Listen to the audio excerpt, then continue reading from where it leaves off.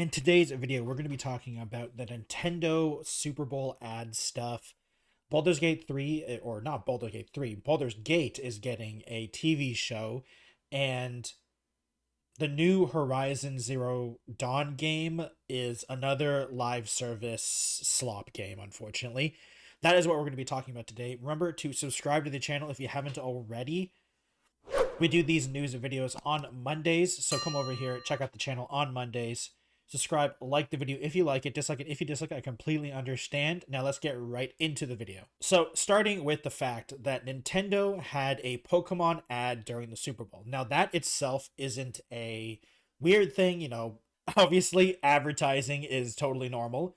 The difference is that we know how much a ad costs for a Super Bowl. And it costs, at least according to USA Today, it costs $8 to $10 million for 30 seconds. This Pokemon ad was a minute long. So potentially it could be double that. So it'd be either $16 to $20 million for this 1 minute ad during the Super Bowl. The reason I am bringing this up is because the budget of Pokemon Legends ZA, the most recent Pokemon game, is $13 million. And the budget of Pokemon Scarlet and Violet was around $20 million, which is crazy when you think about the fact that the ad literally potentially costs more than the games. Because these Pokemon games, if the math is correct, because, this is estimations, because we don't know hard numbers, obviously. We don't know the exact penny amount. And the Pokemon budgets are also in yen, so we're doing some conversion rates to US dollars. So there is some give or take when it comes to the numbers, but it's still really close. And considering how Pokemon is literally the number one franchise of Nintendo and of the world, basically, it's crazy to me that these games have such little budget, because the ad literally costs more than the games, most likely. And when you are literally the number one of anything, it's really weird that the games just have so little budget. And it's been my biggest problem with Pokemon in general, because the games just look bad. They look terrible. And I think the biggest thing is, if you even look at the Pokemon ad itself, it doesn't show the games. It just shows Pokemon. It just shows the Pokemon. But it doesn't show the games, because the games don't look good for advertising, because the games just graphically suck. And the best parts about Pokemon are the Pokemon themselves. Now, I know, of course, it's literally called Pokemon. The Pokemon have to be the selling factor. But the thing is that the games themselves, the Pokemon in the games don't look good. The things we're seeing in the ad aren't from the games. It's from a separate entity. They're being rendered separately, because the game's engine sucks. And it's just so annoying to see this constantly, because this isn't the first time that I've talked about the Pokemon games budget feeling like it is a small indie game sometimes, because other games like Expeditions 33 or Baldur's Gate 3, now they are bigger budget, or not big, well, they are bigger budget, but they aren't as big as Pokemon. But apparently they have a bigger budget than Pokemon, the game side, because we know that the Pokemon revenue is mostly from merchandise.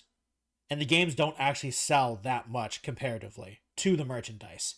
And while that has been a known thing, the games are selling more every time, and they're also selling more than $60 standard nowadays. It is now an $80 game, basically.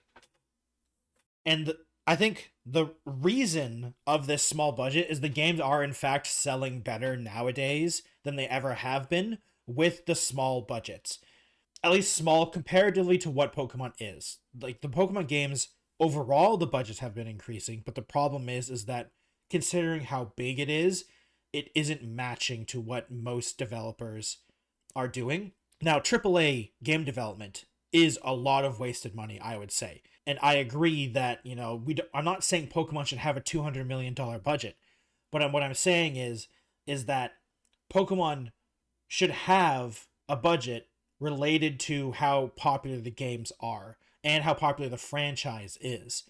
Like, I'm not saying they need to spend hundreds of millions of dollars for the next Pokemon game. But at least be it in the like 50 plus million US dollars so they can hire more people or maybe even get a new engine, because I think the thing that Nintendo and the Pokemon games are held back is that the engine is from the 3DS and it's really holding it back in a lot of ways.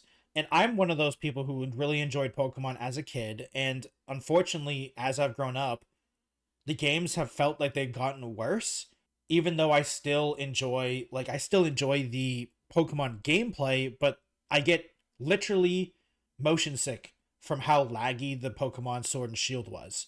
So, and it's just gotten worse because Pokemon Scarlet and Violet was also very laggy on the Switch, and Pokemon Legends ZA is also very laggy, and the frame rate is very choppy. So it is not getting better. It's in fact kind of getting worse because they are actually trying to do things with Pokemon, which is a good thing because the Pokemon games are evolving. But the problem is that the budget and the engine isn't evolving with them. The developers of Pokemon, Game Freak, have shown that they can do things, with the games that they've been releasing or that they're working on for Microsoft, because they're not a Nintendo exclusive company. So it shows they can do other things and they can do something. And it seems like Pokemon is holding them back a lot. And I feel like it starts with the budget. A Super Bowl ad costs almost as much as the Pokemon games. And that is just not a good thing. Maybe it's also because maybe Super Bowl commercials are way too expensive. And I mean, I'll say yes. I don't think a 30-second ad is worth $8 million. But I truly believe that the fact that this is true means something needs to change for Pokemon. And or maybe the Super Bowl. Maybe the Super Bowl's ads are too expensive and Pokemon's budget is too low. Both could be true. And both are probably true. And I really just hope that Nintendo does something with Pokemon, because I love the direction Pokemon is going. It's interesting, but I feel like the budget, the engine, the yearly releases, all getting held back from their actual creativity. And so I hope they can do something about that. Moving on to Baldur's Gate. The video game franchise from D&D has been in the news, mostly cracked out by Deadline, because the showrunners behind the Last of Us TV show on HBO have seemingly managed to get their hands on Baldur's Gate, specifically Baldur's Gate 3, set in the world of Dungeons & Dragons. Now, I think the interesting thing is that I think a TV series based on D&D or Baldur's Gate is actually a really good idea.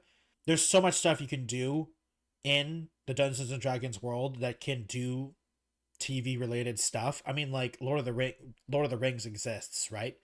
And even their TV shows, whether or not you like them or hate them, they can work.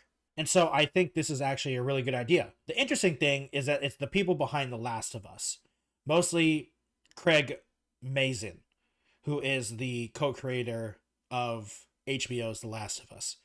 Now, I'm going to have to be honest with you guys. I haven't watched The Last of Us, and I'm not really that interested in The Last of Us. But it did win a bunch of awards, and I did see a lot of people enjoy it. So I think that's a good sign, but a big difference, in my opinion, from The Last of Us to Baldur's Gate 3 is that The Last of Us is a linear story where Joel makes decisions and you cannot change those decisions. Like, the story is linear. Everything that happens in Last of Us happens. There are so many options in Baldur's Gate 3 that you cannot make a TV show out of Baldur's Gate 3. And it seems like they kind of agree with me, because from what we know and from what has been reported by Deadline, it is not Baldur's Gate 3 that they're making, it is Baldur's Gate. And I think the absence of the 3 is on purpose, because they wanted it to be in Baldur's Gate, but not be super attached to Baldur's Gate 3, because you can't make a TV show or anything like that based on Baldur's Gate 3, because then you have to decide what happens. And you fall into that trap, basically, of what is technically canon. What's the canon decision? Similar to something like the Fallout TV show, where they just put it in so far in the future that it doesn't really matter what happened in Fallout New Vegas or Fallout 3, 4. It doesn't matter. It's too far in the future or too far away. And so I think you can do a similar thing for Baldur's Gate 3 or the Baldur's Gate TV show because of Baldur's Gate 3. The world of Dungeons and Dragons, there's magic, there's weirdness, there's tons of stuff that happens. 5 to 10 years is a long time.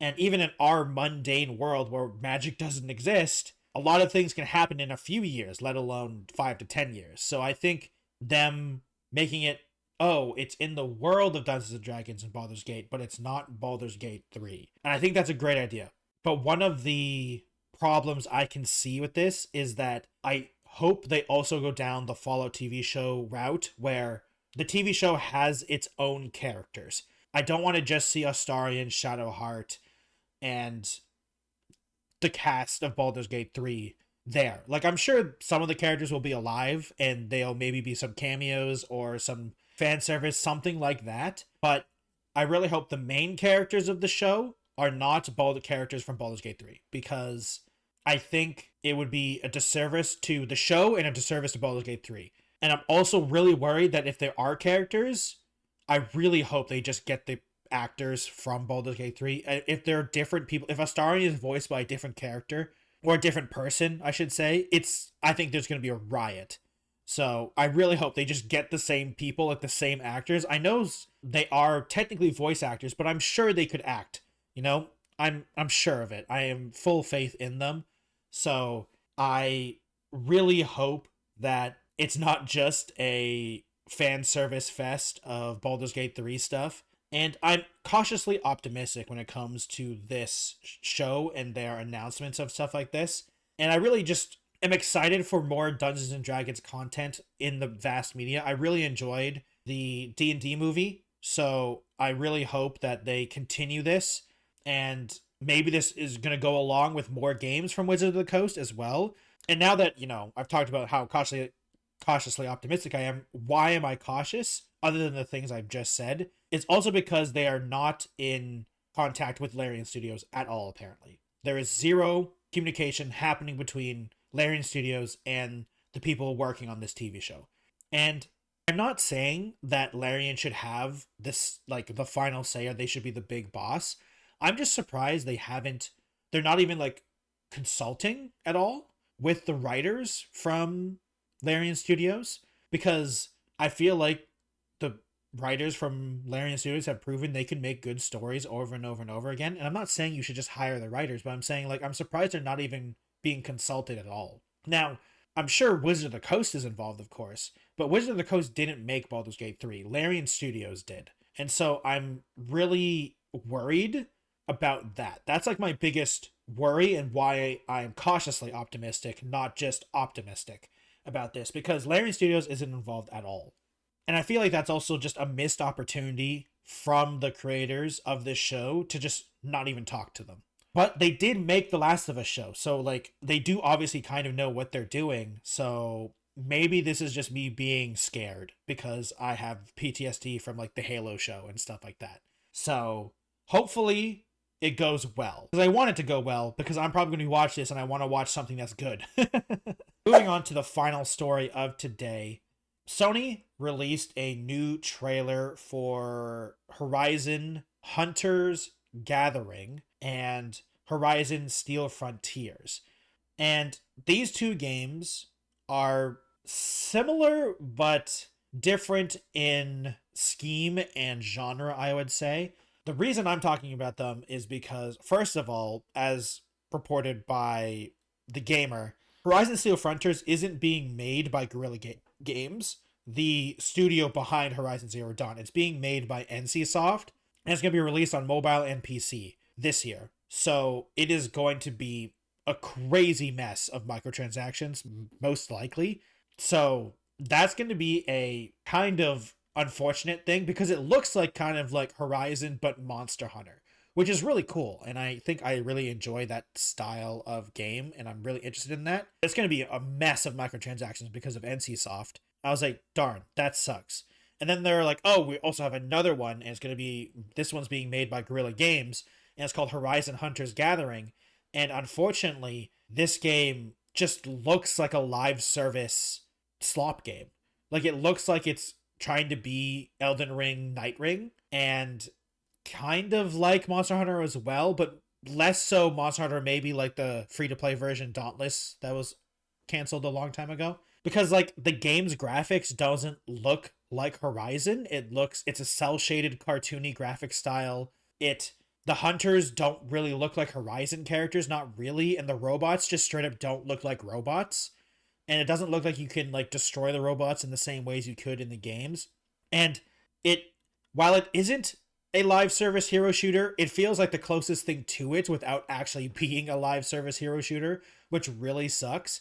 And I feel like this is going to be a game that gets canceled within 6 months of its release. It looks like a terrible mobile game, and I don't even think it's coming out on mobile. Yes, I made sure to double check because I was like, wait, am I wrong? Because I remember seeing mobile stuff, but no, it is PlayStation and Steam. So like the one that looks like a mobile game isn't coming on mobile, and the one that is Horizon Steel Frontiers that doesn't really look like a mobile game is going on mobile and PC. So it's kind of weird that the only one that Guerrilla Games is making looks like the terrible mobile game live service game that's going to be canceled in 6 months after launch. And it's really unfortunate because Guerrilla Games, I just want Horizon Zero Dawn 3. Because while I haven't played all of them, like fully, I really enjoyed the first two Horizon games. You know, the Lego one is fun because, you know, it's a Lego game. People like Lego games. But, like, we haven't really gotten that final third sequel. And I kind of just want that. But the problem is, it just seems that we're just not going to get it anytime soon because they were told to make a live service multiplayer game for some reason. And we also don't really know what the pricing of Horizon Hunters Gathering is going to be because they basically just didn't announce it, from what I can tell, from all the looking around I've seen. So it really sucks that this is what Guerrilla Games has been working on for the past couple years because I just want Horizon 3. But unfortunately, it looks like we're going to have to get this first. And while I don't want to be a hater immediately, even though I feel like I kind of am being one, it just sucks that this is what Guerrilla Games has been working on instead of Horizon 3. Like, if this was a different studio working on it, I think I'd be totally fine with it. If it wasn't Guerrilla Games making it. Because if Guerrilla Games was making Horizon 3, and then some other company is like, oh yeah, we're also making this spin-off Horizon game called Horizon Hunters Gatherers. It's going to be a fun 3-player co-op game. And I'd be like, you know what? That sounds cool. You know? But the fact that it's Guerrilla Games making it is the problem I'm having with this. And the ironic thing is the Horizon Steel Frontiers that was announced at the same time, not developed by Guerrilla Games, looks like more of a Horizon game than the one that Guerrilla Games is doing. And I think that's why it's like freaking me out a little bit, because the non-Guerrilla Games one looks like a Guerrilla Games Horizon game, and the Guerrilla Games one looks like a terrible PC mobile game that you would launch with horrible microtransactions. Because it looks like they have heroes and everything, and it looks like there's a gacha system, or like the game looks like it's going to have a gacha system, and it makes me sad. And it's still has potential, don't get me wrong, because like, you know, Elden Ring, Night Ring, for the people who like that game, really enjoy it, and maybe the Horizon take on it will be even better, because, you know, Elden Ring kind of has its own style and its own strangeness, so maybe they can do something like this that is more focused on what it's actually going to be from the ground up, instead of just reusing assets from Elden Ring. I'm not blaming Night Ring for that. I'm just saying that the gameplay of that game, you can't take the Elden Ring out of it. So it's going to be interesting when you just have a game that's purely built on that style with the hero-based stuff, because like each hero has different abilities and stuff like that, or classes basically, like the Night Ring classes. So I'm curious on why they decided to go this route, but unfortunately it's most likely because Sony told them to. So that's why I'm really worried about it, for all the multiple of reasons. But I mean, hey, if I'm proven wrong, I'm fine with that. You know, if they make an amazing game and I play it, I'm like, I'm sorry, I was wrong, guys. This game's amazing. I'm playing it every day. Then, hey, I'll eat my words. You know, I'll eat my words. But that is all I have for today. Thank you, everyone, for watching today's video. I really appreciate it. Subscribe to the channel if you haven't already. I really appreciate it if you do. Hit the notification bell. Like the video if you like it. Dislike it if you dislike it. Comment down below what you guys think about any 3 of these stories, whether the Pokemon ads or budget, the Baldurs Gate TV show, or the Horizon games that we've been talking about. If you would like support directly, I have a Patreon at patreon.com/technojelly. You join all of these nice people in the credits, as well as a once a month live stream that you get to vote on, and we hang out and have some good times. If you would like to support me even more directly, and you would like a product, you can go to poggers.shop and use coupon code technojelly for 10% off of any of their hydration, energy, or sleeping aid drinks, and or cup if you would like something more physical as well. Once again, Technojelly on checkout. Use that code for 10% off. If you'd like to follow me on other platforms, I have a Twitch, Twitter, Instagram, TikTok, Blue Sky, and Threads. Thank you everyone for watching, and I'll see you in another video. Goodbye, everyone.